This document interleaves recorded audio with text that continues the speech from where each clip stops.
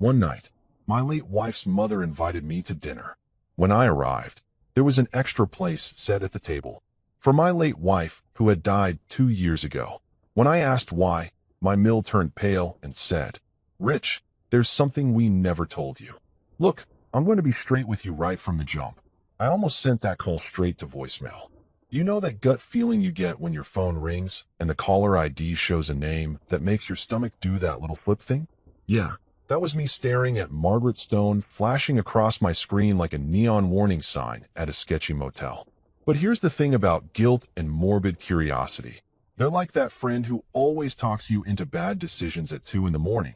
Except it was 3:30 on a Tuesday afternoon, and I was eating leftover Chinese food straight from the container like the classy widower I'd become. "Rich, come over Friday night," Margaret said when I finally answered, her voice dripping with that syrupy politeness that people reserve for telemarketers, distant relatives they're about to ask money from, or apparently, the son-in-law they've barely tolerated for a decade. Just family. She said those two words like they meant something warm and fuzzy, like we were going to sit around sharing hot cocoa and fond memories. But I'd known this woman long enough to recognize the subtext. She was hiding something, and whatever it was wearing a cheap disguise. I hadn't stepped foot in Margaret's pristine colonial house since Lisa's funeral 2 years ago, and honestly, I'd been perfectly content keeping that streak alive. The woman never liked me. Not from day one when I showed up to meet Lisa's parents wearing jeans that had seen better days and driving a Honda Civic that made concerning noises when it turned left. Margaret had this way of looking at me like I was a persistent stain on her Persian rug, something she tolerated only because her daughter had inexplicably chosen me. She used to tell Lisa I was too practical for her, which was Margaret speak for too broke and too ordinary. Translation, I didn't summer in the Hamptons or know which fork to use at fancy restaurants, and apparently, that was a moral failing. But here's where it gets stupid. I said yes. Because guilt is a hell of a drug, and the ghost of my dead wife has a really persuasive way of making me do things I know are bad ideas. It's like she's still nagging me from whatever cosmic waiting room she's hanging out in, whispering, "Just go, Rich. What's the worst that could happen?" Famous last words, really. So Friday rolled around, and I actually made an effort. I found a button-down shirt that didn't look like I'd fished it out of the laundry basket, which I definitely had, but I ironed it, so that counts for something. I stopped at the liquor store and bought a bottle of wine that cost slightly more than a full tank of gas, because apparently, that's the price point where you show you care, but not so much that you're trying too hard. I even brushed my hair and put on shoes that weren't sneakers, which for me is basically black tie formal at this point.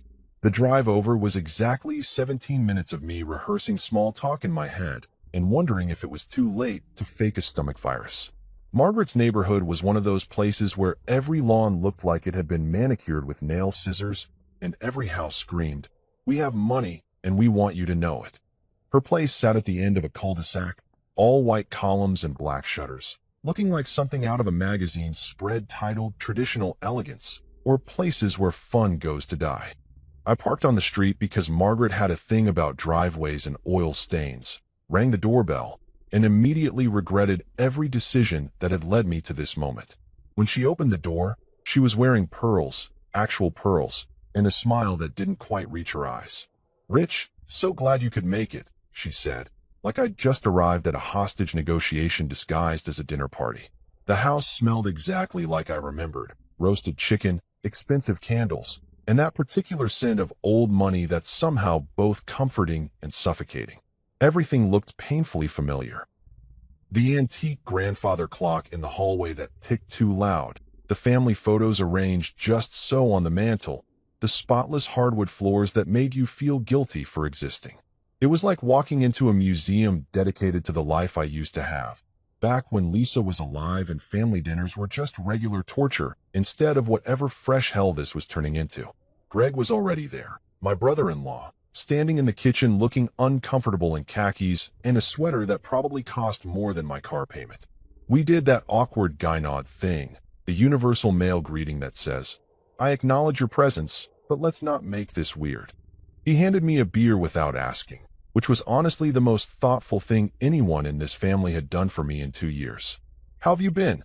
he asked, which is what people say when they don't actually want to know how you've been but feel obligated to ask anyway.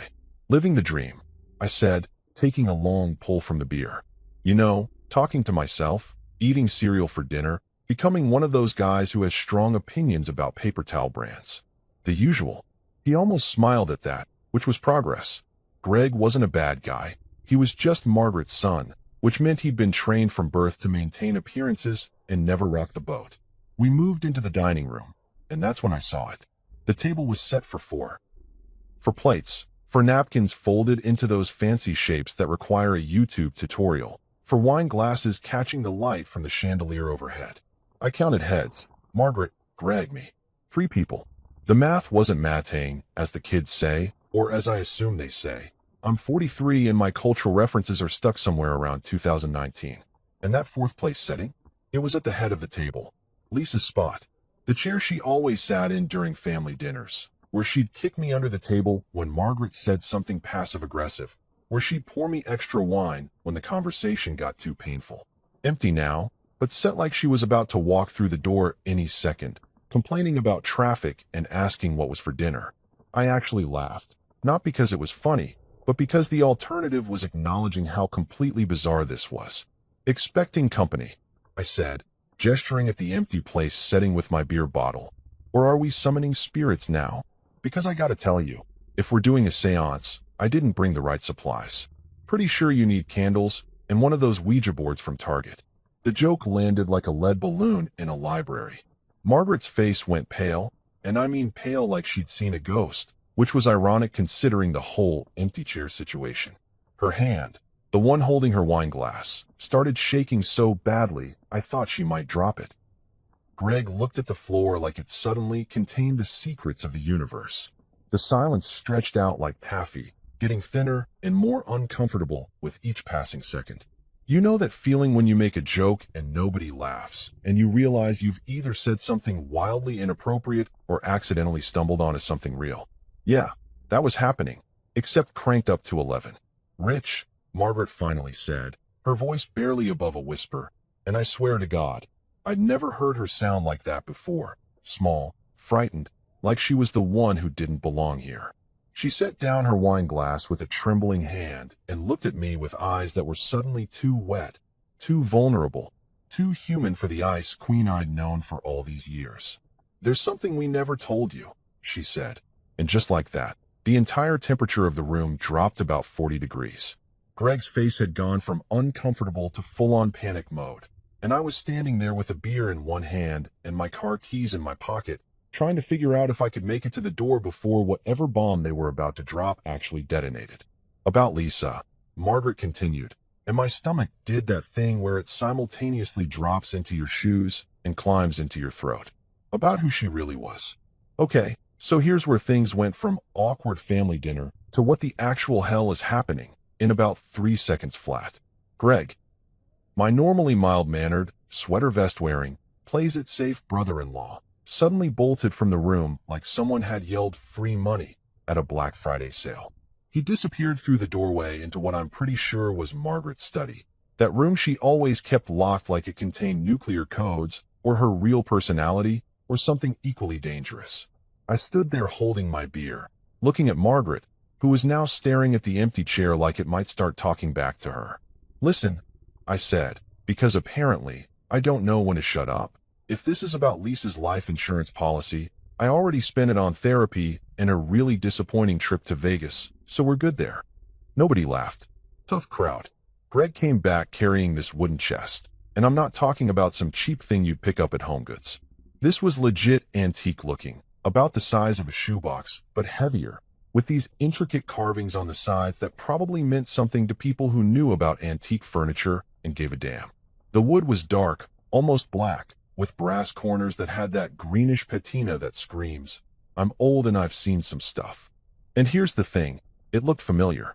Like, uncomfortably familiar. Lisa used to have a box kind of like this, kept it on her dresser for years.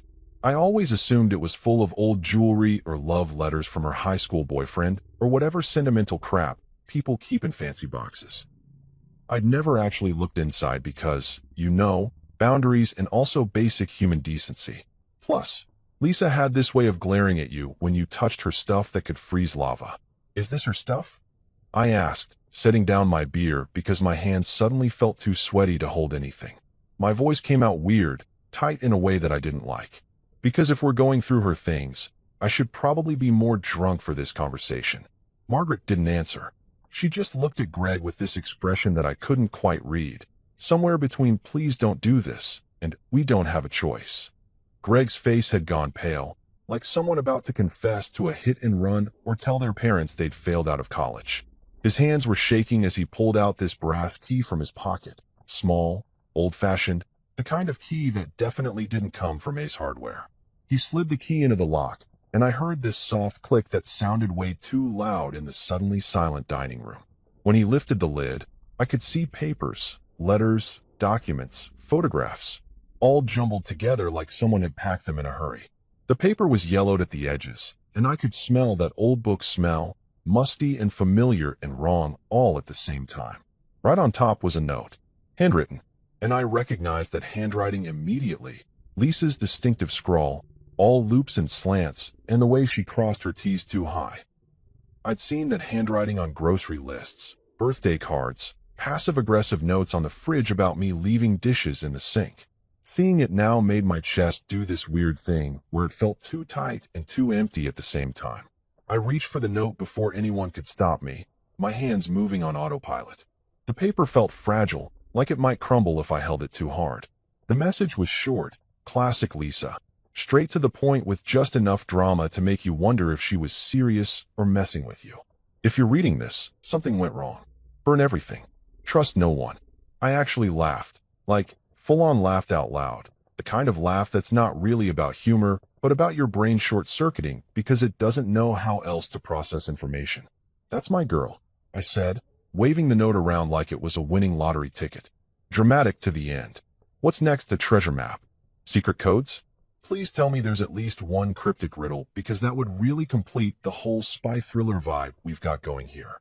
But then Greg pulled out a photograph, and I swear to God, the room started spinning. It was Lisa, definitely Lisa. I'd know that face anywhere, but younger, maybe mid-20s, wearing clothes I'd never seen before. She was standing outside some fancy building, one of those old brownstones that screams old money, and we summered in Martha's Vineyard before it was cool. And she wasn't alone. There was a guy next to her, tall, clean-cut, wearing a suit that probably cost more than my current wardrobe times 10. And here's the really messed up part. He looked like me. Not exactly like me, because this guy was clearly living his best life in a tax bracket I'd never even visit, but the resemblance was there.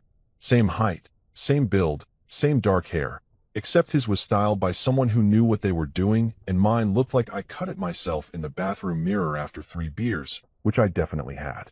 But this guy, he had that confidence, that polish, that whole, I've never worried about money a day in my life, energy that I would never possess even if I won the lottery. His smile was perfect, his posture was perfect, everything about him screamed, I belong in a Ralph Lauren ad. I flipped the photo over with shaking hands. There was writing on the back in someone else's handwriting. Neat, precise, the kind of penmanship they don't teach anymore. Just a name and a date. William Carrington 4, July 2008. Who the hell is this? I asked, and my voice came out sharper than I intended. I looked up at Margaret, then at Greg, both of them staring at me like I was a bomb they weren't sure how to defuse. Seriously, who is William Carrington IV, and why does he look like my low-budget doppelganger? Margaret's hands were clasped in front of her, so tight her knuckles had gone white. She opened her mouth, closed it, opened it again like a fish trying to figure out how to breathe air. Greg was looking anywhere but at me. The ceiling, the floor, the empty chair, anywhere that wasn't my face. Margaret, I said, slower this time, enunciating each syllable like I was talking to someone who didn't speak English. Who is this? She swallowed hard, her throat working like the words were physically painful to get out. When she finally spoke, her voice was barely above a whisper, the kind of whisper people use when they're confessing to something they've kept hidden for way too long. Your wife, she said, and I watched her mouth form the words like I was watching a foreign film without subtitles, wasn't exactly who she said she was. The beer bottle slipped from my hand. Not dramatically, just a simple loss of grip because my brain had apparently forgotten how hands worked. It hit the hardwood floor with a crash that sounded like a gunshot in the silence, glass shattering into a million pieces, beer spreading out in a pool that Margaret would normally have had a stroke over, but now just stared at like she couldn't care less about her precious floors. "I'm sorry," I said, laughing again because apparently that was my default setting now when reality decided to take a hard left turn into crazy town. "What?" Greg bent down and pulled out more photographs from the box, spreading them across the table like he was dealing cards in the world's worst poker game. Lisa at galas. Lisa at what looked like charity events. Lisa standing with people I vaguely recognized from business magazines I'd never read. And in several of them, William Carrington IV, always there, always smiling that perfect smile, always looking like he owned whatever room he was in. Her real name, Margaret said, tears now streaming down her face and ruining her perfect makeup, which honestly was more unsettling than anything else because I'd never seen this woman cry, not even at her own daughter's funeral, was Elizabeth Carrington. She was William's sister, and the life she built with you, all of it, was a cover to escape the family she was born into. I stared at the photographs, at the note, at the box full of secrets that my dead wife had apparently been keeping, and thought, yeah, this is fine. This is totally fine. My entire marriage was apparently a witness protection program that nobody told me about. Cool, cool, cool. "I need another beer," I said. "Actually, I need all the beers. Every single beer in this house. And possibly something stronger. Do you have anything stronger? Please tell me you have something stronger." So there I was, standing in Margaret's dining room surrounded by photographic evidence that my entire marriage had been built on lies, holding a fresh beer that Greg had wordlessly shoved into my hand, because apparently alcohol was the only reasonable response to finding out your dead wife was secretly a runaway heiress. I was about 3 seconds away from either laughing hysterically or flipping the entire dining room table when the doorbell rang. Not a normal doorbell ring, either. This was one of those long, insistent rings that said, "We're not going away," mixed with just a hint of "This is official business." The kind of ring that makes your stomach drop because nothing good ever comes from a doorbell that aggressive at 7:30 on a Friday night. Margaret's head snapped toward the door so fast I thought she might get whiplash. Greg, who'd been in the middle of pulling out yet another incriminating document from the box of secrets, froze like a deer that had just heard a gun cock. The look they exchanged wasn't the usual sibling telepathy thing. This was pure, unfiltered panic. "Are you expecting someone?" I asked, which in retrospect was a stupid question because their faces were screaming, "Absolutely not," and we're all about to die. The doorbell rang again, longer this time, more insistent. Greg moved to the window and peeked through the curtains, not like a normal person checking to see who's at the door, but like someone in a mob movie making sure the cops haven't surrounded the building. His face went from pale to basically transparent. "Black sedan," he whispered, like the people outside might hear him through the walls and triple-paned windows. 2 men. Suits. Government plates. Now, I've never been a paranoid guy. I don't think the government is watching me. I don't stockpile canned goods for the apocalypse. And I've never once thought my phone was listening to my conversations. Mostly because my conversations are boring and nobody would want to listen to me argue with myself about what to have for dinner. But something about the way Greg said "government plates" made every hair on my arm stand up like they were trying to evacuate my body. "Don't open the door," I said, and the words came out of my mouth before my brain even processed them. Margaret looked at me like I'd just suggested we all strip naked and do the Macarena. "What are you talking about? We can't just ignore them. What if it's important?" Important. I gestured at the box, at the scattered photographs, at the note from my dead wife that literally said, "Trust no one." "Lady, I don't know what's happening here, but I've seen this movie before. This is the part where the mysterious men in suits show up asking questions, and it never, and I mean never, ends with cookies and polite conversation. It ends with people disappearing or databases being wiped or someone getting thrown in the back of an unmarked van." "You watch too much television," Margaret said, but her voice was shaking, and she was wringing her hands in that way people do when they know you're right but don't want to admit it. The doorbell rang a 3rd time, and now someone was knocking, hard, official knocks that sounded like they were using the meaty part of their fist instead of their knuckles. Mrs. Stone, we need to speak with you. It's regarding your daughter's estate. Estate? Right. Because mysterious government men always show up unannounced on Friday nights to discuss estate matters. Sure. And I'm the Queen of England. Back door, I said, already grabbing the wooden box and shoving it under my arm like it was a football, and I was making a desperate play for the end zone.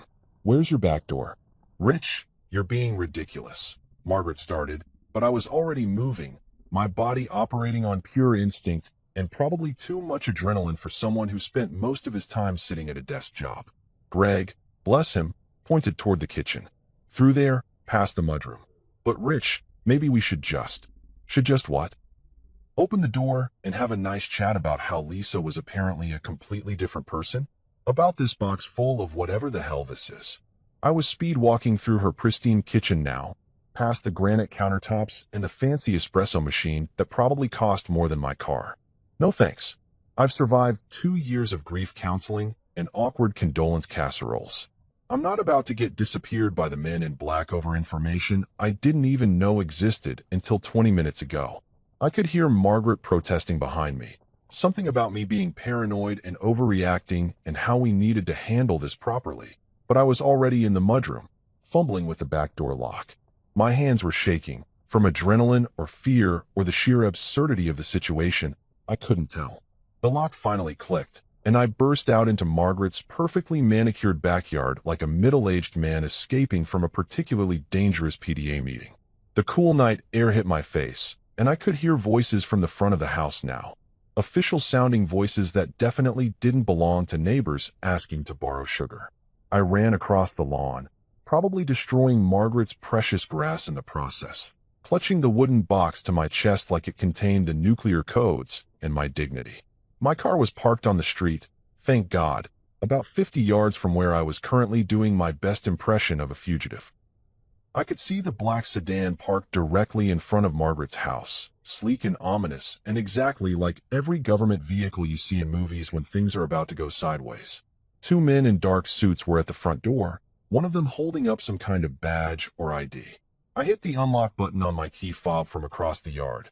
Worst decision ever, by the way, because my car made that stupid chirping sound that might as well have been a foghorn announcing fleeing person right here.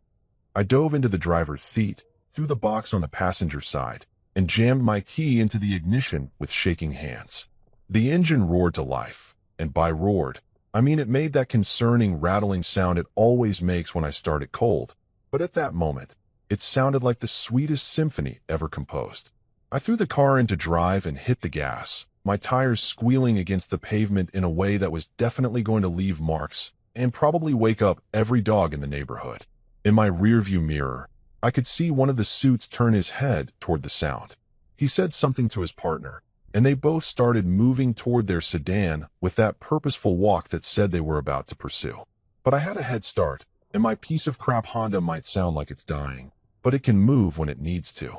I blew through the stop sign at the end of Margaret Street. Sorry, traffic laws. We'll catch up later.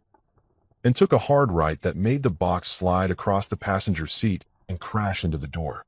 The sedan was pulling out behind me now, their headlights cutting through the darkness like searchlights. Okay, I muttered to myself, gripping the steering wheel so hard my knuckles were white. You're being chased by government agents because your dead wife was secretly rich and left you a box of God knows what. This is fine. This is totally normal. Just another Friday night. I took a left, then another right, weaving through the suburban streets like I was in a car chase scene, except way less cool and way more terrified. My heart was hammering in my chest so hard I thought it might actually break through my ribcage. The sedan was still behind me, maintaining a steady distance, not trying to catch up, but definitely not backing off either. I hit the main road and floored it, blowing past the speed limit by about 20 miles per hour. My car shook and rattled in protest, but it kept moving. The sedan matched my speed effortlessly, because of course it did, because government vehicles probably have engines that don't sound like they're coughing up a lung. By the time I merged onto the highway, I was laughing, actually laughing out loud, like a crazy person, which I guess I was now. The whole situation was so absurd, so completely insane, that my brain had apparently decided that hysterical laughter was the only appropriate response. Netflix thriller, I said to no one, to the box, to the ghost of Lisa wherever she was. My life just turned into a Netflix thriller, and I haven't even finished dessert. I didn't even get dessert. Margaret's roasted chicken is still sitting on that table, and here I am running from the feds over secrets I don't even understand. The sedan eventually fell back. Whether they lost me or decided I wasn't worth the chase, I couldn't tell. But I kept driving, heading toward home on pure autopilot, my hands still shaking on the wheel, my mind racing faster than my crappy car ever could.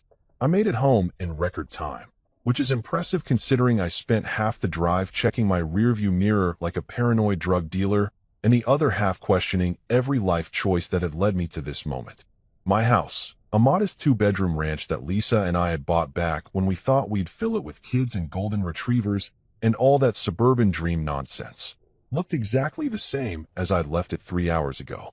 Same peeling paint on the shutters, same overgrown lawn that I kept meaning to mow, same welcome mat that was more ironic than welcoming at this point. But something felt off. You know that feeling, right? When everything looks normal, but your gut is screaming that something's wrong. Yeah, that was happening in stereo. I sat in my car for a solid 5 minutes, engine off, just staring at my front door like it might suddenly sprout teeth and eat me. The wooden box sat in the passenger seat, innocent and ominous at the same time, like Pandora's box if Pandora had been a runaway heiress with a flair for drama and terrible communication skills. Okay, Rich, I said to myself, because talking to yourself is totally normal behavior and not at all a sign that you're losing it. You're going to go inside, lock every door and window like you're preparing for the zombie apocalypse, and figure out what the hell is in this box. Simple. Easy. What could possibly go wrong? Famous last words, right there. I grabbed the box, hustled to my front door with the speed of a man who watches too many crime shows, and got inside. First thing I did, locked the door. Second thing, locked it again, because apparently one lock wasn't enough for my newly paranoid brain. Then I dead-bolted it, chained it, and for good measure, shoved a chair under the doorknob like I was barricading myself against a home invasion. The air inside felt too still, too quiet. Usually, my house has this lived-in quality. The hum of the refrigerator, the creak of old pipes, the general ambience of a place that's seen better days but still functions. But right now, it felt like the house was holding its breath, waiting for something bad to happen. I dumped the contents of the box onto my dining room table, the same table where Lisa and I used to eat breakfast, argue about whose turn it was to do dishes, plan vacations we never took. Now it was covered in evidence of a life I apparently knew nothing about. Old newspaper clippings, yellowed with age and smelling like attics and secrets. Financial records with numbers that had way too many zeros. Photographs of Lisa, no, Elizabeth Carrington, at events I'd never heard her mention, wearing clothes I'd never seen, smiling that smile I knew so well, but aimed at people I'd never met. And then I saw the headline. Front page of the Boston Globe, dated 15 years ago. Prominent banking heir William Carrington, 4 missing. Foul play suspected. I had to read it 3 times before my brain processed the words. William Carrington 4, the guy from the photo, the one who looked like me if I'd been born into money and better genetics, was missing. Presumed dead, according to the article. His car had been found abandoned near the harbor. No body, no witnesses, just gone like he'd been erased from existence.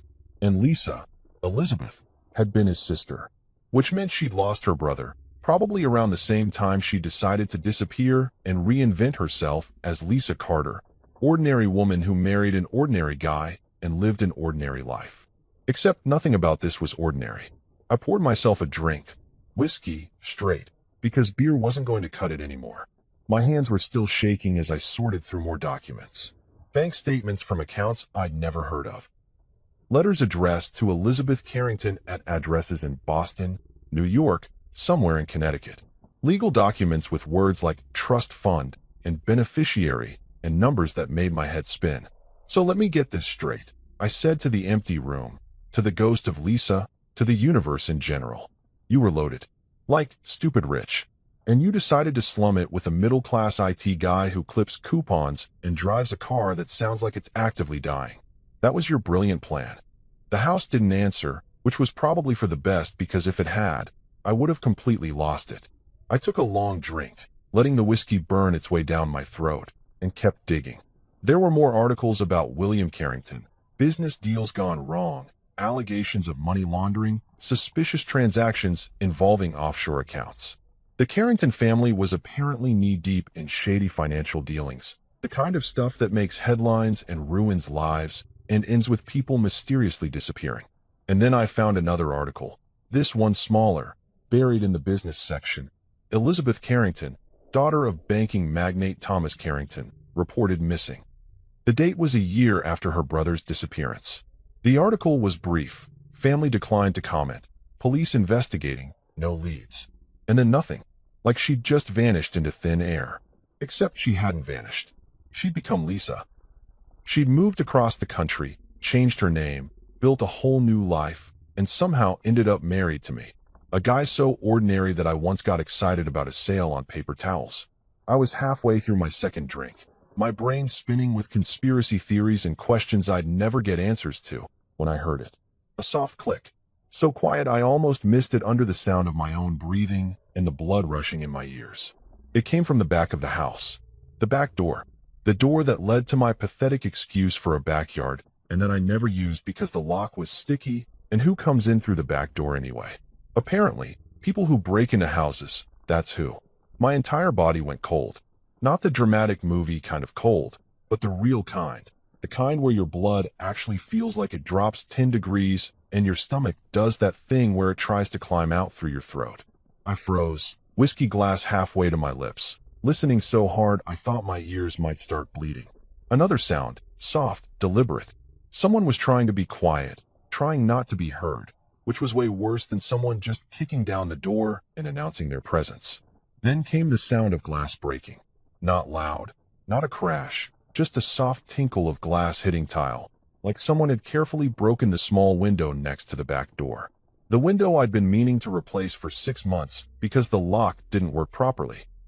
Of course, I muttered, setting down my glass as quietly as I could. Right on cue. Because why wouldn't people break into my house on the same night I find out my dead wife was secretly a rich fugitive?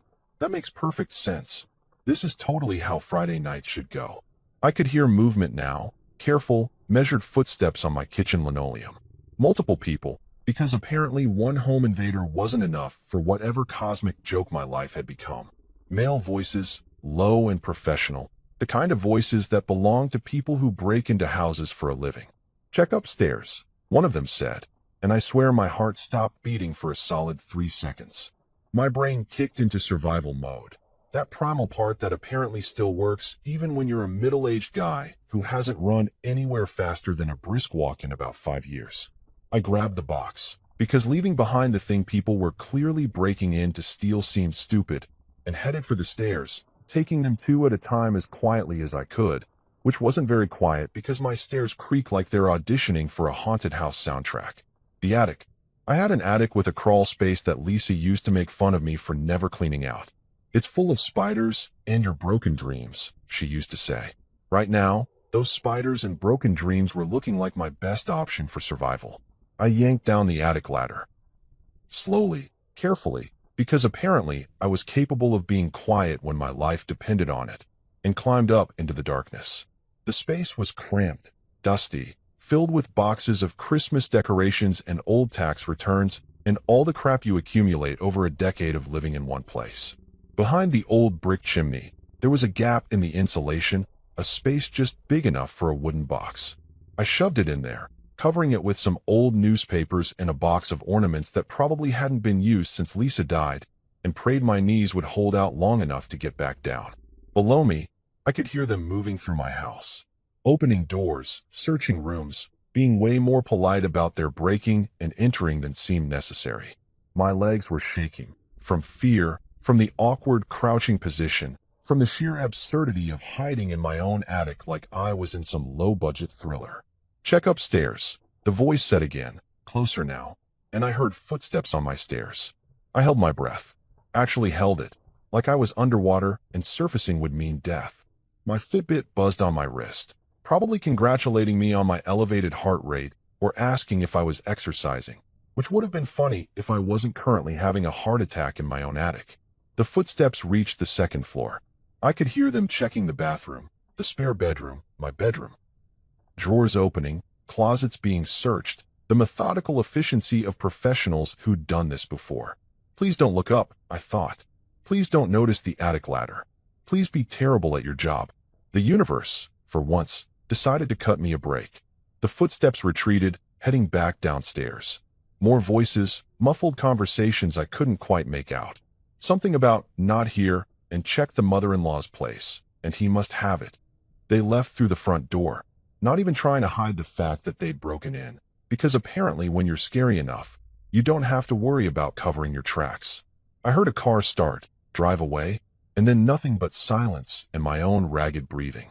I stayed in that attic for another 20 minutes, just to be sure, my body cramping and my mind racing.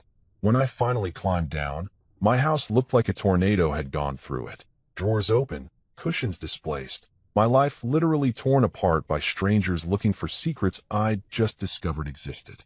I grabbed my keys, my wallet, and absolutely nothing else. The box stayed in the attic. My clothes, my photos, my life, all of it stayed behind. Because I wasn't stupid enough to stick around and see if they came back with friends. I drove like a man being chased by ghosts, which, technically, I was, if you count the ghost of my dead wife's secret life and the very real people who wanted whatever information she'd left behind. My hands were still shaking on the steering wheel, and I'm pretty sure I ran at least 2 red lights and a stop sign. But at that point, traffic violations were the least of my problems. I had exactly one place to go, one person who wouldn't ask too many questions before helping me, and that was Frank Mallory.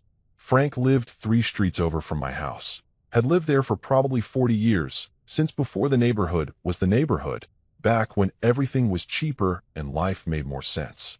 He was 80 years old, a Vietnam vet who'd survived 2 tours, 2 divorces, and a raccoon infestation that had become legendary in our neighborhood. The man was tougher than beef jerky left out in the sun, meaner than a snake when he needed to be, and the only person I knew who'd actually shoot someone if the situation called for it. We'd become friends in that weird way men become friends, bonding over broken lawnmowers and complained about property taxes, and occasionally sharing a beer on his porch while he told stories about the war that were probably 50% truth and 50% whiskey-fueled embellishment. He'd liked Lisa, called her a pistol and too good for you, Carter, which was accurate on both counts. I pulled into his driveway at about 9:30, my headlights cutting across his front lawn and probably waking up his neighbors, but I was way past caring about suburban etiquette. His house was a modest ranch, similar to mine but better maintained, with an American flag out front that he took down every night at sunset and put back up every morning at dawn without fail. I practically fell out of my car and stumbled up to his front door, pounding on it like a man being chased by demons, which again, technically accurate. The porch light flicked on, and I heard the unmistakable sound of a shotgun being racked, that distinctive click-clack that you can't mistake for anything else, and that makes your entire body tense up even when you know you're not the target. The door opened about 6 inches, held by a chain, and Frank's weathered face appeared in the gap. He was wearing a bathrobe, one of those old man bathrobes that looks like it survived the Reagan administration, and holding his shotgun like he was born with it in his hands. His eyes were sharp though, alert in a way that made you remember this wasn't just some harmless old man, but someone who'd seen actual combat. "Jesus, Rich, you look like hell," he said, taking in my disheveled appearance, my wild eyes, the fact that I was sweating despite the cool night air. "Good news," I said, panting like I'd just run a marathon instead of driven 3 blocks. "It's not my blood this time." He raised an eyebrow at that, unhooked the chain, and opened the door fully. "Get inside before you wake up the whole damn street with your dramatic entrance." I didn't need to be told twice. I practically fell through his doorway into his living room, which smelled like Old Spice and gun oil, and that particular scent of old houses that have been lived in by the same person for decades. His walls were covered with military memorabilia, photos from Vietnam, his service medals in a shadow box, a flag that had been folded into that perfect triangle you only see at military funerals. Frank closed the door, locked it, and leaned his shotgun against the wall within easy reach. He looked me up and down like he was assessing casualties on a battlefield. "You want to tell me why you showed up at my house looking like you just escaped from a hostage situation? Or should I start guessing?" So I told him everything. And I mean everything. The dinner at Margaret's, the box of secrets, William Carrington 4, Lisa's real identity, the men in suits, the break-in at my house. All of it spilling out in a jumbled mess of words that probably didn't make much sense, but Frank listened to anyway, his face getting more serious with each detail. When I finished, he was quiet for a long moment, just staring at me with those sharp eyes that had seen too much and forgotten too little. Then he walked over to his liquor cabinet. Actual cabinet, not just bottles shoved in a kitchen cupboard like at my place, and poured 2 glasses of bourbon. Real bourbon, the expensive kind that people give as gifts and save for special occasions. He handed me a glass and knocked back his own in one smooth motion. "Your wife ever mention people after her?" he asked, his voice casual, but his eyes deadly serious. "No," I said, taking a shaky sip of bourbon that burned way better than the cheap whiskey I'd been drinking at home. "She mostly complained about my snoring and how I never put the toilet seat down. You know, normal married couple stuff. Not exactly, 'Hey honey, by the way, I'm on the run from financial criminals, and my real name is Elizabeth." Frank walked over to the window and peeked through the curtains, scanning the street like he was checking for enemy combatants. "She told me once," he said quietly, still looking out the window. "If anything ever happened to her, keep you safe." I literally choked on my bourbon. "I'm sorry, what? She told you that? When? Why didn't you?" I stopped, my brain trying to process this new information. "She told you to keep me safe? Not the other way around." He turned back to me, and for the first time since I'd known him, Frank actually looked uncomfortable. "About 6 months before she died. Came over one afternoon when you were at work. Said she needed me to promise that if something happened to her, and she was specific about that, when something happens, not if, I'd look out for you. Make sure you were okay. And you didn't think to mention this before now?" My voice came out higher than I intended, somewhere between hysterical and furious. "She made me promise not to," Frank said, shrugging in that way that said he'd been following orders, and that was that. "Said you'd worry, that you were better off not knowing. Figured she had her reasons. Women usually do." "Her reasons," I repeated, laughing that laugh that wasn't really a laugh anymore. "Right. Her reasons included lying to me about her entire identity, apparently. So yeah, great reasons. Fantastic reasons. Really top-tier decision making from my dead wife who..." Frank held up a hand, his face going stone-cold serious. "Headlights," he said simply. I looked at him like he'd just spoken Martian. "What? Headlights? Coming up the street. Slow. Too slow." He grabbed his shotgun and moved to the window in one fluid motion that was impressive for a man his age. I felt my stomach drop into my shoes for approximately the 15th time that night. Please tell me it's just someone coming home from a late dinner. Please tell me it's a lost pizza delivery guy. Please tell me it's literally anything other than. "Black sedan," Frank said, his voice flat. "2 men. Same ones from your description." "Oh, come on," I practically shouted, then immediately lowered my voice to a harsh whisper. "How did they find me? How do they even know I'm here? Are they tracking my car? My phone? Did they microchip me when I wasn't looking?" "Doesn't matter how," Frank said, already moving with the efficiency of someone who'd been in worse situations than this. "What matters is they're here, and we need to move." He crossed to his kitchen and grabbed his truck keys off a hook by the back door. Then he reached into a drawer and pulled out a Glock, because of course Frank had a Glock in his kitchen drawer like normal people keep spatulas, and checked the magazine with practiced ease. "Take my truck," he said, tossing me the keys. I caught them on pure instinct because my brain was still trying to catch up with the fact that this was actually happening again. "Head north, stay off the main highways, and for God's sake, ditch your phone. They're tracking you somehow." "What about you?" I asked, because despite everything, I wasn't about to let an 80-year-old man face down professional criminals on my behalf. Frank smiled, actually smiled. And it was the kind of smile that made you remember he'd survived actual war. "Son, I've been bored for about 20 years. This is the most excitement I've had since the raccoon incident of 2019. Now get out of here before I have to waste good ammunition on people who don't deserve it." The headlights were getting closer. I could see them through the window now, casting long shadows across Frank's lawn. The sedan had stopped at the end of his driveway. "Frank, go," he barked, and the command in his voice was pure military, the kind of order you don't question. I ran for the back door, truck keys clutched in my sweaty hand, and burst out into Frank's backyard. Behind me, I heard his front door open and Frank's voice, loud and authoritative, and just the right amount of crazy. "Can I help you, gentlemen? Because it's past 9:30. I'm in my bathrobe, and I've got a shotgun that doesn't care much for uninvited visitors." I didn't stick around to hear their response. I vaulted over Frank's back fence. Well, more like clumsily climbed over while nearly giving myself a hernia, and sprinted to where he kept his truck parked in the alley behind his house. A 1990 Ford F-150, powder blue, with more miles on it than should be legally possible, but built like a tank, and probably more reliable than anything made in the last decade. The engine turned over with a roar that sounded like freedom and bad exhaust. I threw it into drive and peeled out of that alley like I was starring in my own action movie. Except I was a middle-aged IT guy having a complete breakdown and not a trained spy, so it was less cool action hero and more panicked dad energy. As I turned onto the main road, I checked my rearview mirror and saw figures moving in Frank's front yard. I heard what might have been a warning shot. Frank wasn't actually going to shoot anyone, probably, but he definitely knew how to make people think twice. That's when I learned two things that night that I'd never forget. One, octogenarians still had guts and were capable of being absolute badasses when the situation called for it. And two, I really should have married someone boring. Someone whose idea of excitement was trying a new restaurant or binge-watching reality TV. Someone whose biggest secret was that she didn't actually like my mother. But no, I had to marry Elizabeth Carrington, runaway heiress with a box full of incriminating evidence and enemies who drove black sedans and broke into houses in the middle of the night.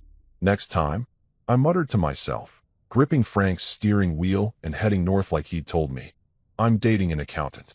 A nice, boring accountant whose family doesn't launder money or mysteriously disappear. My phone buzzed in my pocket.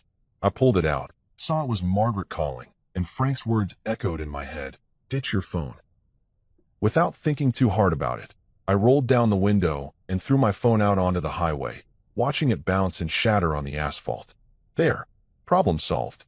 I was officially off the grid, driving a truck older than most of my co-workers, with no idea where I was going except north and away from whatever nightmare my life had become. I'd been driving for maybe 45 minutes, heading north on back roads and secondary highways like Frank had told me when the phone rang.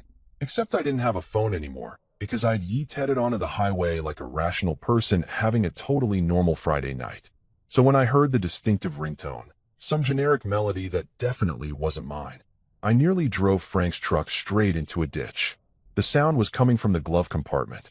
I pulled over onto the shoulder, hazard lights on, and sat there for a solid 10 seconds just staring at the glove box like it might contain a bomb or a really aggressive raccoon. Because at this point, either option seemed equally plausible. Finally, I popped it open, and there was a cell phone inside. One of those old flip phones that looked like it had survived Y2K and several presidential administrations. It was ringing. The screen said, "Unknown caller," which was exactly the kind of ominous detail that makes you want to throw this phone out the window too. But I was running out of phones and options. I answered it. "Yeah, Mr. Carter?" The voice was male, calm, professional, the kind of voice that belonged to someone who'd never panicked in their entire life. "Don't hang up. I'm a private investigator. Name's Daniel Cortez. I've been following your wife's case." "Oh, great," I said, laughing because apparently that was my default response to insanity now. Another guy who knows more about my marriage than I do. Let me guess. You're going to tell me she was actually a spy? A mobster? Maybe she was working for the CIA? Because at this point, nothing would surprise me. She could have been an alien from Mars, and I'd just be like, sure, that tracks. He chuckled, actually chuckled, like I'd said something genuinely funny instead of having a breakdown in a stolen truck on the side of a highway. "You're funnier than I expected. Lisa mentioned you had a sense of humor. That stopped me cold." "You talked to Lisa? When?" "She's been dead for 2 years. Before she died," Cortez said, his tone shifting to something more serious. "About 3 years ago, actually. She hired me to investigate her family's business dealings. Said she needed documentation, evidence, something concrete that could hold up in court if things went sideways." I sat there in Frank's truck, engine idling, watching cars pass by on the highway while my brain tried to process this information. Let me get this straight. My wife, who apparently wasn't even named Lisa, hired a private investigator to build a case against her own family. And nobody thought to mention this to me? Her actual husband. She was protecting you, Cortez said simply. The less you knew, the safer you'd be. The Carrington family isn't just wealthy, Mr. Carter. They're dangerous. Old money, political connections, the kind of people who make problems disappear permanently. Yeah, well, they're not doing a great job because I'm currently very aware of the problems, and the problems are definitely aware of me. I shot back. I've had my house broken into, been chased by men in suits, and I'm currently driving my elderly neighbor's truck while trying not to have a complete mental breakdown. So the whole keeping me safe plan? Not super effective. Cortez was quiet for a moment. Listen carefully. Lisa wasn't who you thought she was, but not in the way you're probably thinking. She wasn't some criminal on the run. She was the daughter of William Carrington III, Boston banking magnate, philanthropist, and one of the most sophisticated money launderers on the East Coast. Money laundering, I repeated flatly. Of course, because why would it be something simple like tax evasion or jaywalking? Her brother, William IV, the one you saw in the photos, he figured it out first. Found evidence that their father was using the family banks to wash money for everyone from corporate embezzlers to organized crime. He was going to go public, expose everything. 2 weeks later, his car was found abandoned at the harbor. No body, no witnesses. Case went cold within 6 months. I felt sick. Actually, physically sick, like I might need to open the truck door and lose what was left of my dinner on the side of the highway. And Lisa? Elizabeth, he corrected gently. She knew her brother didn't just disappear. She spent a year digging, following his trail, copying files, building her own case. Then she realized she was next on the list. So she ran, changed her name, moved across the country, tried to build a normal life while keeping all her evidence hidden, waiting for the right moment to use it. And she married me because... I couldn't even finish the sentence. Was I just convenient cover? The perfect disguise? Because she loved you, you idiot, Cortez said, and there was actual warmth in his voice. I met with her a dozen times. She talked about you constantly, said you were the only real thing in her life, the only person who saw her as just Lisa, not as a Carrington or an heiress or a target. You were her escape from all of this. I had to pull over completely now because my hands were shaking too hard to drive. I put the truck in park and just sat there, gripping the steering wheel, trying not to cry like a middle-aged man having an emotional crisis in a borrowed vehicle. So what happened? I finally managed. How did she die? And don't tell me it was actually a car accident like everyone said. Another pause. This one longer, heavier. The official report says mechanical failure. Brake line failed on a mountain road. But I've seen the photos, talked to people who investigated the scene. Those brake lines were cut, Mr. Carter. Professional job. Made to look like an accident. And there it was. The confirmation of what some part of me had suspected for 2 years, but never wanted to admit. Lisa, Elizabeth, hadn't died in some random accident. She'd been murdered. Killed by her own family, probably. Or whoever they'd hired to do their dirty work. The people who came for you tonight, Cortez continued, his voice steady and matter-of-fact like he was discussing the weather. They think you have what she left behind. Documentation, evidence, financial records. They're right, aren't they? You found something. Maybe, I said, because I wasn't stupid enough to confirm anything to a voice on a phone, even if that voice seemed to know everything already. Let's say hypothetically I did. What would hypothetical me do with hypothetical evidence? Stay alive long enough to use it, he said. And trust me, I know that's asking a lot, but I've been working this case for 3 years. I know where the bodies are buried, metaphorically, and, in a few cases, literally. I can help you. Before I could respond, before I could decide whether I trusted this guy or if this was another trap in a night full of traps, my new borrowed phone buzzed. A text message from a number I didn't recognize. Come home. We need to talk. Margaret. I showed the phone to nobody because I was alone in a truck, but I read the message out loud anyway. Margaret wants me to come home. She needs to talk. Don't, Cortez said immediately. That's not Margaret texting you. Or if it is, she's not alone. They're using her to lure you back. Right? I said, because of course they were. Walk straight into the lion's den so they can kill me or make me disappear like William IV. Great plan. Really tempting offer. I'll definitely get right on that. Where are you now? Cortez asked. I looked around at the dark highway, the exit sign that said I was somewhere north of Harrisburg. Nice try. I've watched enough movies to know I don't give my location to mysterious voice on the phone. Smart, he said, and I could hear the smile in his voice. Okay, here's what's going to happen. I'm going to text you an address. A diner, 24-hour place, public enough that nobody's going to try anything stupid. Meet me there. Bring whatever you found. We'll figure out our next move together. And if I don't, then you keep running until they catch up with you, which they will eventually because they have resources and connections, and you have what? A old truck in righteous anger? He had a point. Or until you decide to go to the authorities, at which point you'll discover that half the authorities are either on the Carrington payroll or too scared to touch them. Your choice. My phone buzzed again, this time with an address, Sullivan's Diner, Route 22. Below it, another message, order the pancakes. They're the only thing worth eating at 3 a.m. Cortez. I sat there in Frank's truck, watching the occasional car pass by, thinking about Lisa, Elizabeth, and everything she'd hidden from me to keep me safe. Thinking about William IV at the bottom of some harbor. Thinking about brake lines cut on a mountain road. Why should I trust you? I finally asked. Because your wife did, Cortez said simply. And because right now, I'm the only person offering to help instead of hunt you. That's worth something. He had a point. A good point, actually.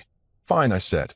But if this is a trap, if you're working with them, I want you to know that I'm fully prepared to die embarrassingly while trying to fight back. I took one self-defense class in 2003. I remember exactly none of it, but I'll give it my best shot. He laughed, a real laugh this time.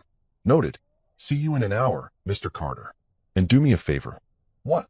Stop throwing phones out of vehicles. They're expensive, and Frank's going to want that one back.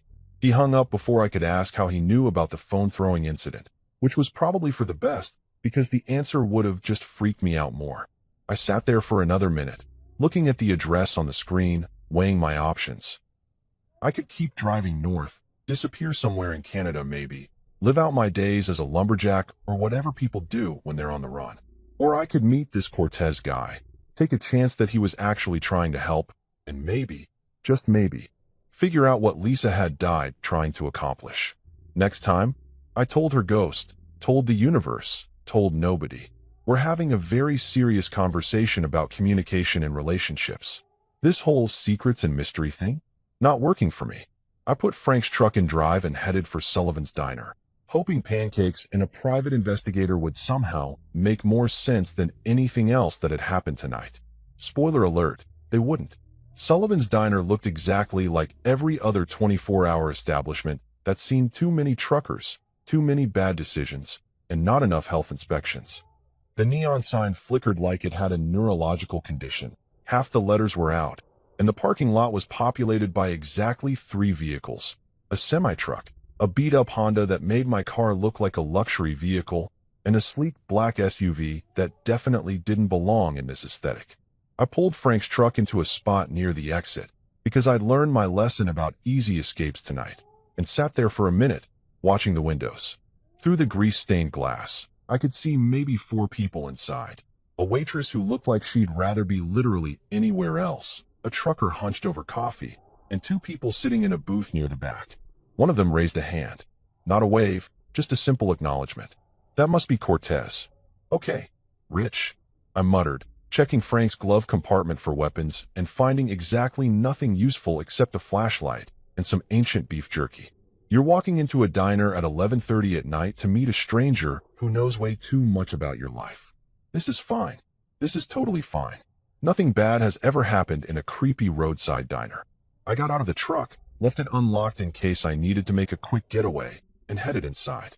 The door chimed, one of those bells that announced you were either a customer or a serial killer, and at this point, I wasn't sure which category I fell into anymore. The smell hit me immediately.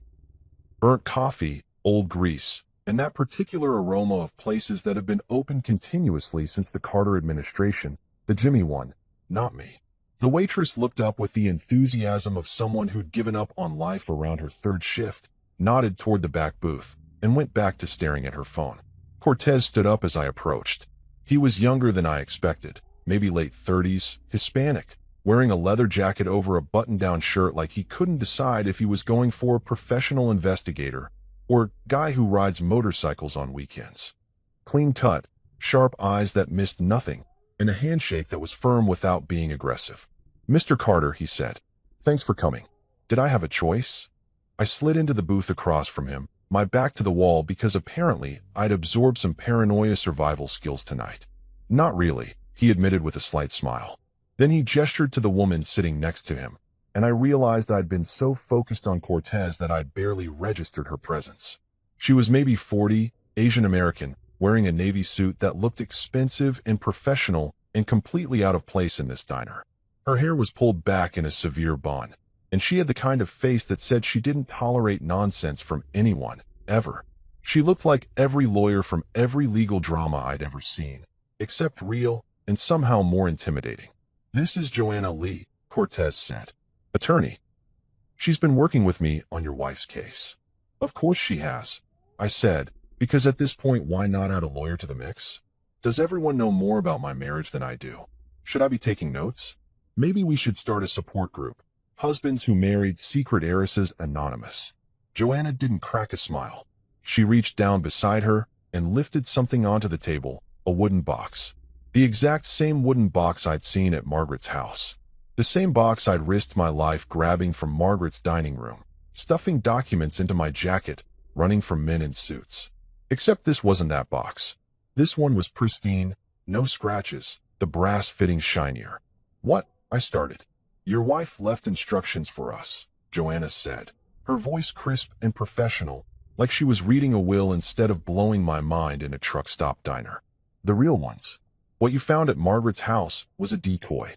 I stared at the box, then at her, then at Cortez, then back at the box. "I'm sorry, what?" "So I risked my life, multiple times tonight. By the way, it's been a whole thing, for a fake box? Are you kidding me right now?" "Your wife was thorough," Cortez said, and there was something like respect in his voice. She knew they'd come looking eventually. So she created multiple versions, planted them in different locations, each with just enough real information to seem legitimate, but nothing that could actually hurt anyone. "Except me," I pointed out. "It definitely hurt me. I got chased, my house got broken into, I traumatized an 80-year-old veteran." "Frank's fine, by the way," Cortez interjected. "Checked in with him 20 minutes ago. Gave those guys hell, apparently. They left empty-handed and probably reconsidering their career choices." That made me feel slightly better, but only slightly. Joanna opened the real box, slowly, carefully, like she was handling evidence in a courtroom, which I guess she was. Inside were ledgers. Real ones, leather-bound and thick, filled with pages of handwritten entries, numbers, dates, signatures. Financial records that looked like they belonged in a museum or a very specific type of federal investigation. She pulled out one ledger and opened it to a marked page, turning it so I could see.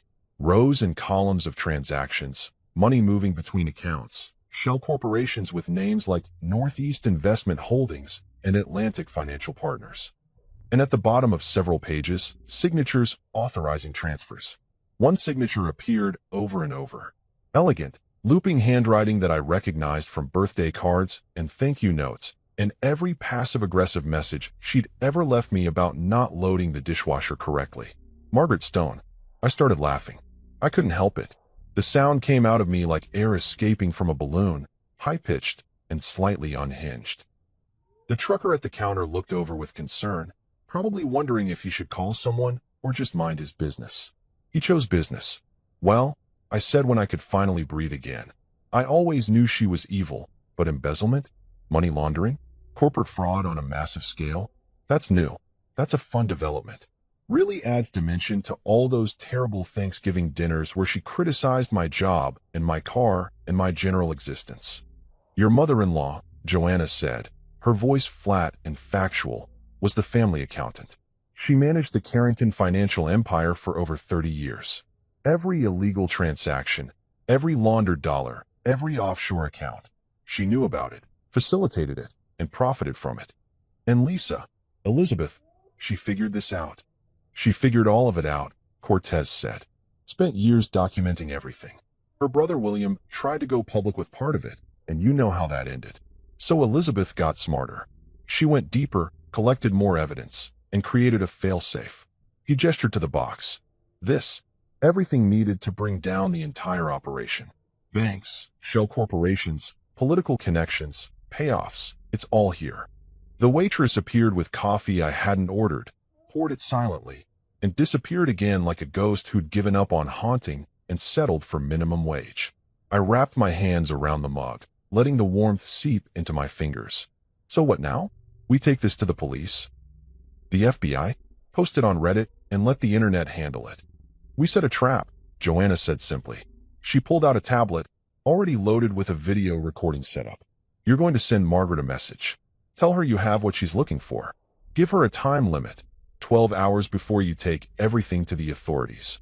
And then what? She shows up and kills me? Great plan. Really well thought out. Then we record everything, Cortez said.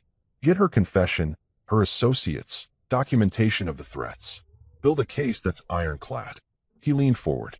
Your wife died trying to do this. We can finish it. I looked at the box, at the ledgers, at my reflection in the coffee.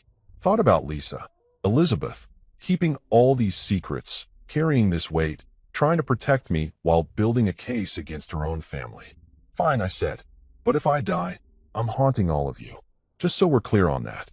We recorded the video message in the bathroom of Sullivan's Diner, which was exactly as glamorous as it sounds. The fluorescent lighting made me look like a corpse. The graffiti on the walls added a lovely murder scene ambience, and somewhere in the background, you could hear the unmistakable sound of a toilet that had given up on life. Peak cinematography, really. Spielberg would be proud. Joanna propped her tablet against the paper towel dispenser, adjusted the angle so it caught my face and not the creative drawings of body parts on the stall door, and nodded. Ready? Oh yeah, totally ready, I said, running my hands through my hair in a futile attempt to look less like a man having a complete mental breakdown. I've always wanted to threaten my criminal mother-in-law while standing next to a urinal. Really captures the gravitas of the moment. Just read the script, she said, handing me her phone with bullet points typed out in that clean, lawyerly font that probably cost extra. There's a script? Of course there's a script. I skimmed it quickly. This makes me sound way more confident than I actually am. Can we add something about how I'm terrified and possibly having a heart attack? No, Joanna said flatly. Confidence sells. Terror gets you killed. Fair point. Cortez stood by the door, keeping watch in case anyone decided they needed to use the facilities during my impromptu hostage negotiation video. Whenever you're ready, he said. And try to sound angry. Dangerous, even. Right, dangerous. I'm a 43-year-old IT guy whose most dangerous skill is passive-aggressive emails. But sure, I'll channel my interaction hero. I cleared my throat, looked at the camera, and tried to imagine I was someone who had their life together and wasn't currently hiding in a truck stop bathroom. Margaret, more authority, Joanna coached. Like you mean it. I tried again. Margaret, I've got what you're looking for. I held up one of the ledgers. Not the real one. Joanna insisted we keep those safe, but a prop that looked convincing enough on camera. Every transaction, every account, every signature. Elizabeth documented everything. And I mean everything. Good, Cortez murmured. Keep going. You've got 12 hours. I continued, getting into it now, letting all the anger and fear and confusion from the past few hours fuel my words. 12 hours before I walk into the FBI field office and drop this entire mess on their doorstep. Every illegal transaction your family has made for the past 30 years. Every politician you've bought. Every crime you've covered up. All of it. I leaned closer to the camera, trying to look intimidating instead of like a man who desperately needed sleep and possibly therapy. You want this back? You want to make this go away? Then you meet me. Tomorrow night, 8 p.m. Come alone, or I swear to God, I'll make copies and send them to every news outlet from here to Boston. Location, Joanna whispered.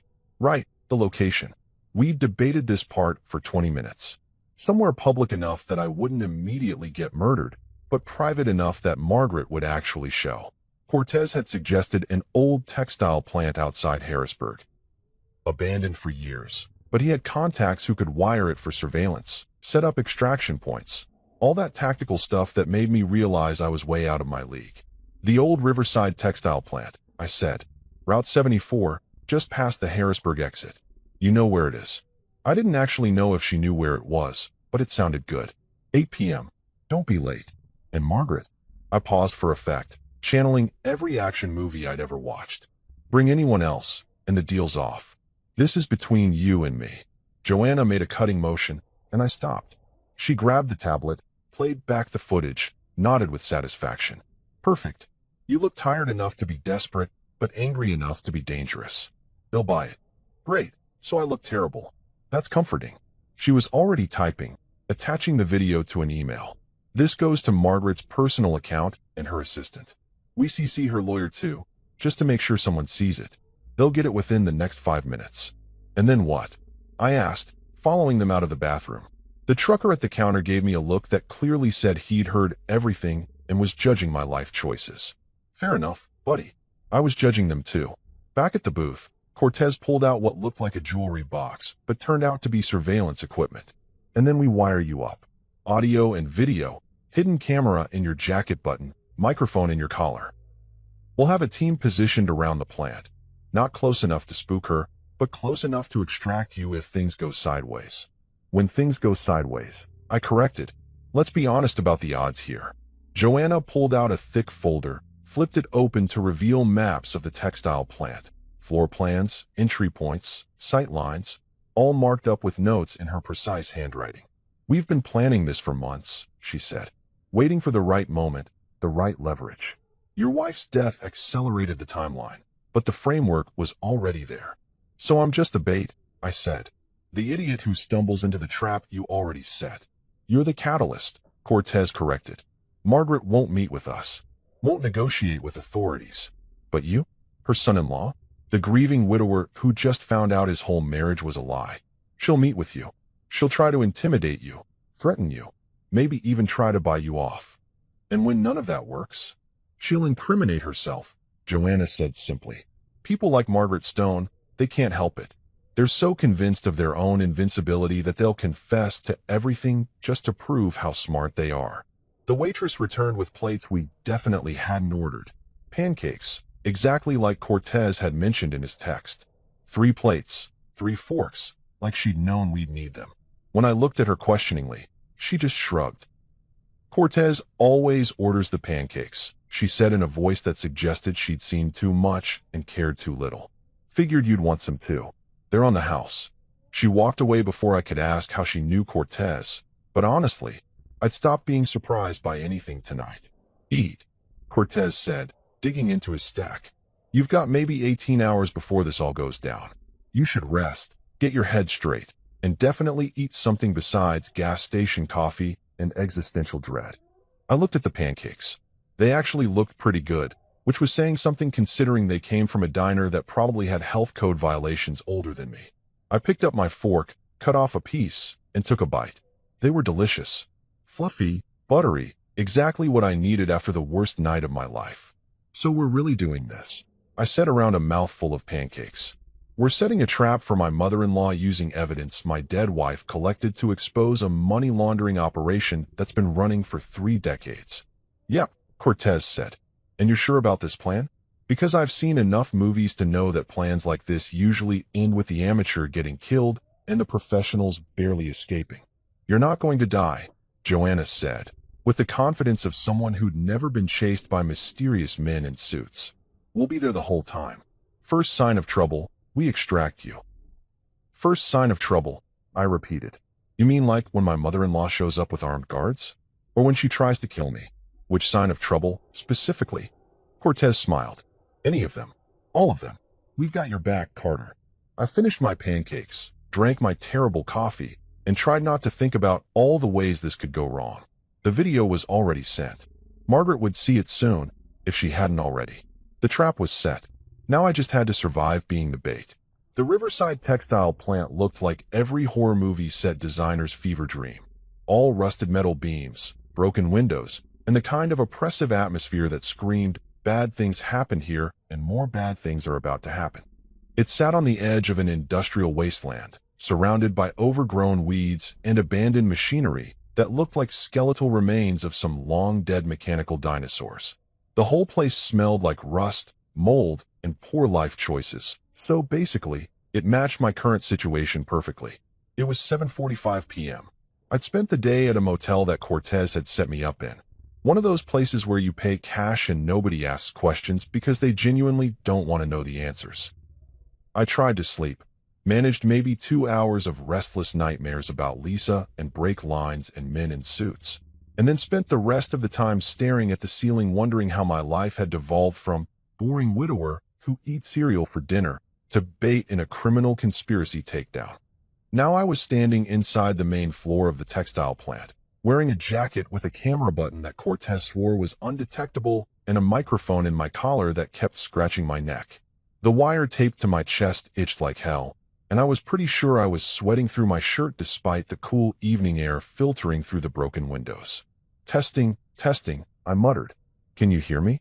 If you can hear me, please confirm that this plan is completely insane and we should all go home and watch Netflix instead. Cortez's voice came through the tiny earpiece I was wearing, clear as day. We hear you. You're doing great. And the plan is solid. Just stick to the script. Right, the script. The script that assumes my mother-in-law is going to monologue like a Bond villain instead of just shooting me in the face. She won't shoot you. Joanna's voice cut in, all business. She needs to know where the documents are first. Just let her talk. Get her to confess. We need her on record. Easy for you to say. You're safely tucked away in a surveillance van eating donuts or whatever people in surveillance vans do. We're drinking terrible coffee and monitoring 6 different camera feeds, Cortez said. Much less fun than it sounds. Now focus. Vehicle approaching from the east entrance. My heart immediately decided to try out for a speed metal drum solo. I moved to the center of the main floor, where old machinery created these long shadows in the dim light from the industrial fixtures that were somehow still working. Flickering, dying, but working, kind of like my will to live at this point. Headlights swept through the broken windows, and I heard car doors opening. Multiple car doors. So much for coming alone. She brought friends, I said quietly. Please tell me you're seeing this. We see it, Cortez confirmed. 4 people total. Margaret plus 3 men. Probably security. Stay calm. Oh sure, stay calm. No problem. I'm totally calm. This is my calm face. I was pretty sure my calm face looked like someone about to have a panic attack, but whatever. The door creaked open, because of course it creaked. Everything in this place was legally required to be ominous, and Margaret walked in. She looked exactly like she always did. Elegant, put together, wearing a coat that probably cost more than my car, and an expression that could freeze nitrogen. The 3 men with her were exactly what you'd expect. Suits, sunglasses despite it being evening. That professional, we hurt people for money vibe. But it was Margaret's face that made me pause. She looked older than I'd ever seen her. Tired. There were lines around her eyes that I didn't remember, and her hands, always so steady, so controlled, were shaking slightly. Rich, she said, her voice echoing in the empty space. She stopped about 20 feet away, her security detail flanking her like human shields. You look terrible. Yeah, well, I've had a rough couple of days, I said, trying to channel the confidence from my video message and mostly just sounding like a guy who desperately needed a vacation. Turns out my whole marriage was a lie, my house got broken into, and my mother-in-law is a criminal. Really takes it out of you. She flinched at that. Actually flinched. You don't understand. Oh, I understand perfectly. I cut her off, and I felt some actual anger bubbling up now, cutting through the fear. You and your family were running a money laundering operation. Your son figured it out and mysteriously disappeared. Your daughter figured it out too, so you had her killed. And now you want to clean up the mess by getting rid of me and the evidence. Did I miss anything? William's death was an accident, Margaret said, but her voice cracked. I didn't. Brake lines don't cut themselves, Margaret. I was moving now, circling slowly, keeping distance between us like Cortez had instructed. Let her follow you with her eyes. Make her work for it. Lisa figured that out. Spent years documenting everything you'd done. Every account, every transaction, every person you paid off. One of the security guys stepped forward, but Margaret held up a hand. Where is it? She asked. Where are the documents? Safe, I said. Somewhere you'll never find them. Unless we make a deal. She actually laughed at that. Cold, bitter laughter that echoed off the metal walls. A deal? Rich, you have no idea what you're playing with. The people involved in this, they don't make deals. They make examples. Like they did with William? With Lisa. I tried to protect her. Margaret's voice rose, genuine emotion cracking through that icy exterior for the first time. I tried to get her to stop digging, to let it go. I begged her, but she was so stubborn, so convinced she could fix everything, expose everyone, be some kind of hero. So you killed her, I said flatly. I didn't kill anyone. She was shouting now, her carefully maintained composure shattering. I didn't want any of this. I was the accountant, Rich. I kept the books. I knew what was happening, yes, but I didn't have a choice. You don't just walk away from the Carrington family. You don't get to quit. But you helped them, I pressed. You facilitated everything. Every illegal transaction, every laundered dollar. You signed the documents, Margaret. Your signature is on everything. Her face went pale. How do you? She stopped, realization dawning. You actually have them. The real ledgers. Not copies, not photos. The originals. Every single one, I confirmed. 30 years of financial crimes. All documented in your handwriting. Plus the offshore account numbers, the shell corporations, the payoff lists. Everything Elizabeth collected before you had her murdered. I didn't order that, Margaret said, but there was less conviction in her voice now. That was Thomas. My husband. He made that call. He said she was a liability, that she knew too much, that she was going to destroy everything we'd built. Get her talking about the brake lines. Joanna's voice whispered in my ear. We need specific details. How'd they do it? I asked, keeping my voice casual like we were discussing the weather and not my wife's murder. The brakes. How'd they make it look like an accident? Margaret's hand went to her purse, not threateningly, more like a nervous gesture, someone reaching for comfort. But the security guy on her left tensed, his hand moving toward his jacket. Don't, I said quickly. Don't reach for anything. Don't do anything stupid. Because here's the thing, Margaret, we're being recorded. Right now, every word you've said. And about 6 different federal agencies are listening. The blood drained from her face. She looked around wildly, suddenly seeing the space differently, looking for cameras, for people, for the trap she'd walked into. You think I'm stupid enough to come here alone? I continued, gaining confidence from her panic. You think after everything, after Lisa, after the break-ins, after being chased across half of Pennsylvania, I'd just waltz in here without backup? You son of a... One of the security guys reached into his jacket, and everything happened at once. Windows shattered as Cortez's team stormed in. Actual SWAT team members, not just private investigators, all tactical gear and assault rifles, and that terrifying efficiency that you only see from people who've done this 1,000 times. Laser sights cut through the dusty air like red threads. Someone was shouting, "Federal agents. Hands up. Nobody move," in that authoritative voice that makes your body obey before your brain catches up. Margaret screamed, a raw, primal sound I'd never heard from her before. Her security detail went for their weapons, but froze when they realized they were outgunned about 15-3. One of them was smart enough to raise his hands. The other 2 looked like they were considering fighting anyway, until the laser sights centered on their chests. Hands where we can see them. The lead agent, a woman who looked like she could bench press a car, was moving forward, weapon trained on the biggest security guy. Down on the ground. Now. I stood there like an idiot, hands half raised because I wasn't sure if I counted as a criminal or a witness or what.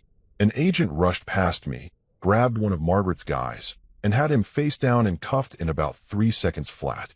Professional efficiency is really something to watch when it's not being used on you. Margaret just stood there, hands trembling, her perfect composure completely shattered. She looked at me with something that might have been hatred, or might have been resignation, or might have been some twisted form of respect. She was my daughter, Margaret whispered, tears streaming down her face now, mascara running in dark rivers that aged her 10 years. My baby girl. And she died because she couldn't leave things alone. Because she had to be righteous, had to expose us, had to destroy everything. She died protecting people from you. I shot back, surprised by the steadiness in my own voice. From what you'd become, from what you'd helped build. Ma'am, you have the right to remain silent, the lead agent was saying, pulling Margaret's hands behind her back, cuffing her with that practiced efficiency. Anything you say can and will be used. I know my rights, Margaret spat. Then she looked at me one last time, and her voice dropped to something almost vulnerable. She really loved you, you know. Elizabeth. She talked about you constantly. Said you were the only honest thing in her life. The only real thing. Yeah, well, I said, my throat tight. She was the only real thing in mine too. And you took that away. They let her out. Margaret Stone, criminal mastermind, money launderer, accomplice to murder, reduced to just another person in handcuffs being loaded into a federal vehicle. Her security detail went too, hauled away like the hired muscle they were. Cortez appeared at my elbow, pulling the earpiece out, helping me peel off the wire that had been itching for the past hour. You did good, Carter. Really good. I feel like I'm going to throw up, I admitted. That's normal, he said. First time confronting a murderous in-law is always rough. Gets easier after the third or fourth time. I stared at him. That's not reassuring. Wasn't meant to be. He grinned. Come on. Joanna's got paperwork for you to sign. Witness statements, evidence transfer, all that fun legal stuff. Can I do it tomorrow? Or next week? Or never? Tomorrow, he said firmly. Tonight, you get to go home, take a shower, and try to process the fact that you just took down a 30-year criminal operation. My mother-in-law, I said, still not quite believing it. I just got my dead wife's mother arrested for money laundering and conspiracy to commit murder. Yep, you're going to be super popular at the next family reunion. I started laughing. That hysterical, exhausted laughter that comes when your brain has completely given up on processing stress normally. Next family reunion. Right. Because that's definitely happening. But as they led me out of that nightmare textile plant, past the federal agents and the evidence bags, and the whole circus of justice being served, I felt something I hadn't felt in 2 years. Relief. And maybe, just maybe, a little bit of peace. Elizabeth, would have been proud. Or she would have made fun of me for being dramatic. Probably both. Months later, I was sitting on the porch of my new cabin by the lake, holding a fishing rod that I had absolutely no idea how to use properly, watching the sun set over water that was way too peaceful for a guy who'd spent the better part of spring testifying in federal court. The newspapers had eaten the story alive. Banking dynasty exposed. Money laundering empire crumbles. Widow brings down criminal family. That last one made me sound way more heroic than I actually was, considering I'd spent most of the investigation either panicking or making inappropriate jokes to cope with stress. Margaret was in prison. Federal, not state. Because apparently when you launder money for 3 decades and conspire to commit murder, they don't send you to the nice prisons. Her husband Thomas, Lisa's father, the actual mastermind behind the whole operation, had tried to flee to the Cayman Islands but got picked up at the airport. Turns out federal agents are pretty good at their jobs when you give them 30 years of documented evidence. Who knew? Greg, my brother-in-law, had somehow come out clean. He'd genuinely known nothing about the family business, which made him either the most oblivious person alive or the smartest one for keeping his head down.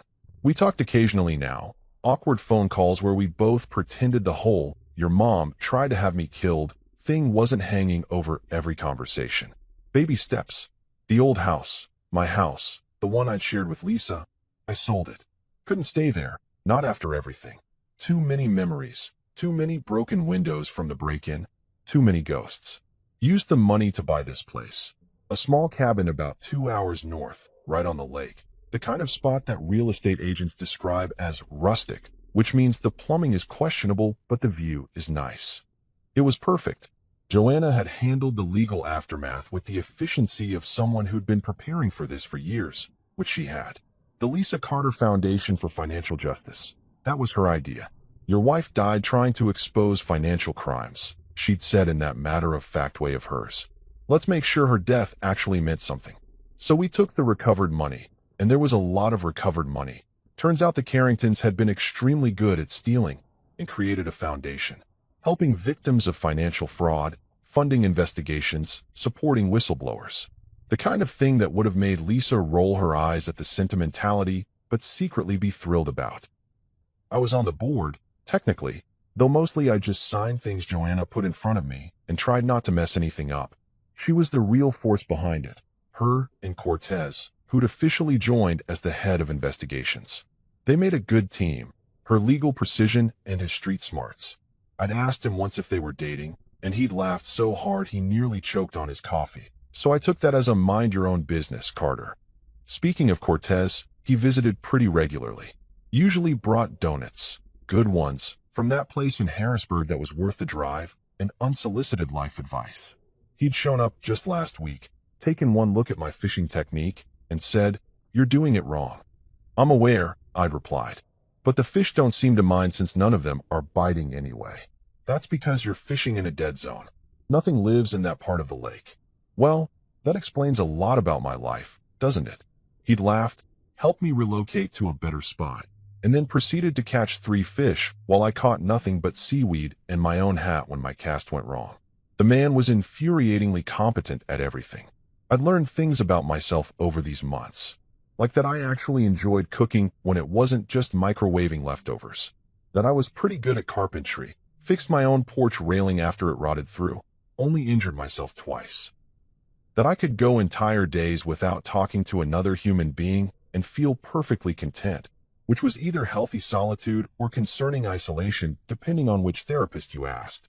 I'd been seeing one, therapy, not dating a therapist, though at my age the distinction felt relevant. Dr. Morrison, nice woman, very patient with my tendency to deflect trauma with humor. "You use sarcasm as a defense mechanism," she'd observed during our 3rd session. "I use sarcasm as an everything mechanism," I'd corrected. "It's basically my personality at this point." She'd written something down in her notebook, which I'm pretty sure was code for "this one's going to take a while." But I was doing better. Actually better. Not just saying I'm fine, better. The nightmares had mostly stopped. I could think about Lisa without feeling like someone was standing on my chest. Could even look at old photos now without spiraling into that dark place where grief lives. I still talk to her sometimes. Out loud. Like a lunatic. Usually when I was alone on the porch or working on some project around the cabin. So I finally fixed the gutter. I told the empty air last Tuesday. Only took me 3 tries and 1 trip to the emergency room for stitches, but it's done. You would have been proud. Or you would have made fun of me for not just hiring someone. Probably both. The wind picked up, rustling through the pine trees that surrounded the property, and I could almost hear her laugh. That specific laugh she had, the one that meant she thought I was being ridiculous but loved me anyway. "The foundation's doing well," I continued, reeling in my line for the 15th time with no fish attached. "Joanna says we've helped fund for major investigations this quarter. Recovered over $2 million in stolen assets. Your mom's testimony actually helped. She flipped on like 6 other people trying to reduce her sentence. Very dramatic. You would have enjoyed the irony. A fish jumped in the distance, mocking my complete inability to catch anything. And I'm okay," I said quietly. "I mean, I'm living in a cabin, talking to myself, and failing at fishing, so okay might be generous. But I'm alive. I'm safe. And I know the truth now. About who you were, what you were trying to do, why you kept everything secret. I get it. I don't love it. Still kind of pissed about the whole elaborate web of lies thing, but I get it." The sun was setting properly now, painting the lake in shades of orange and gold that looked like something from a postcard. The kind of moment that makes you believe in fresh starts and second chances and all that inspirational poster nonsense. "Next time, though," I added, standing up and gathering my fishing gear that had caught exactly 0 fish. "Maybe leave a sticky note instead of a global conspiracy. Just a thought. Hey, honey, I'm secretly rich and on the run from criminals. Here's a detailed explanation. Love you, bye." Would have saved everyone a lot of trouble. I headed back toward the cabin, my unsuccessful fishing expedition complete. Cortez was stopping by tomorrow with updates on the latest foundation project. Frank was coming up next weekend to help me build a deck, which would probably result in minor injuries and major complaints about my tool selection. Joanna had emailed about some legal documents that needed signatures, her message ending with "Stop avoiding your responsibilities, Carter," which was fair. Life was quiet now. Simple. The kind of normal I thought I had before, but actually have now, minus the secret criminal in-laws and the elaborate deception. I looked back at the lake one more time. "Hope you're proud," I said to Lisa, to Elizabeth, to whoever she really was. "Hope this was worth it. Hope you're wherever people go when they die, saving the world from their own families. And I hope they have better fishing there, because this lake is clearly defective." The wind picked up again, warmer this time, almost like an answer. And for once, that was enough. I went inside, made dinner. Actual dinner, not cereal. and tried to remember what normal people did on Friday nights when they weren't running from federal crimes. Turned out, normal was pretty damn good, even if I still had no idea how to fish.